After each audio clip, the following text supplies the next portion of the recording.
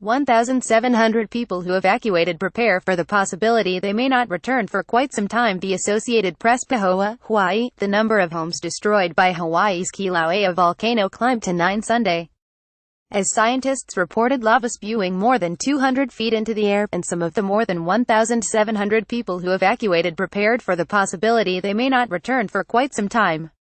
Hawaii officials said the decimated homes were in the Lalani Estates subdivision, where molten rock, toxic gas and steam have been bursting through openings in the ground created by the Kilauea volcano. Glowing plumes of lava have shot hundreds of feet into the air at points, officials said, and black and orange ribbons of rock have curled into roadways. And there's no telling when it might stop, or how far it might reach. There's more magma in the system to be erupted. As long as that supply is there, the eruption will continue, U.S. Geological Survey volcanologist Wendy Stovall said Sunday morning. Or, as traditional Hawaiian belief would have it, it all depends on Pele, the volcano goddess. Folklore says she resides in Kilauea, and native Hawaiians aren't the only residents who bring her up.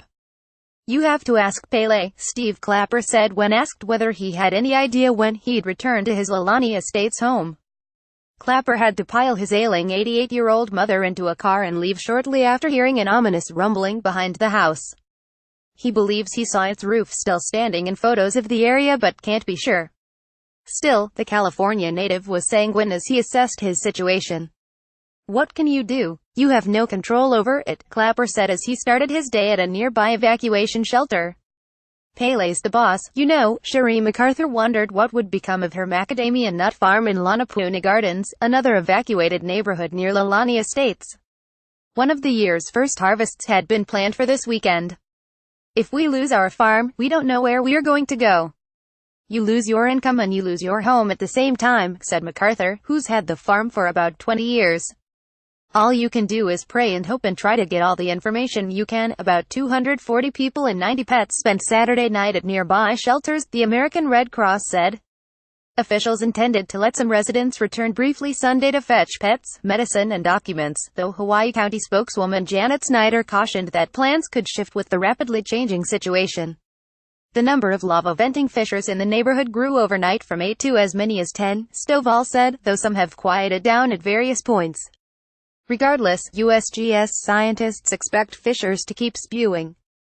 They could eventually consolidate into one powerful vent, as has happened in some previous Hawaii eruptions, Stovall said. Kilauea, pronounced Kilauea, one of the world's most active volcanoes, has been erupting continuously since 1983. The USGS's Hawaiian Volcano Observatory issued a notice in mid-April that there were signs of pressure building in underground magma, and a new vent could form on the cone or along what's known as the East Rift Zone. Lalani Estates sits right along the zone.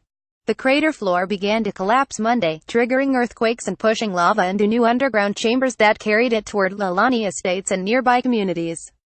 Hawaii's largest earthquake in more than 40 years, a magnitude 6.9 tremor, hit the area Friday. It set Michael McGuire's car rocking in his driveway, knocking things off his shelves and shattering glass in his cabinets in an area near Lalani Estates. He hoped to check on his home Sunday, but he realized it was too soon to be sure when, or if, it would be safe from the moving lava. I'm somewhat fatalistic. If it happens, it happens, he said. And I'm enjoying life here, so you put up with a lot of things here. This is one of them.